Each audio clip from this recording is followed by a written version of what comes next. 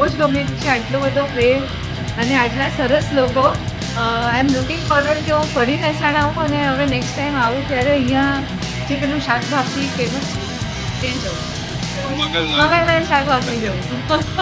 Thank you madam.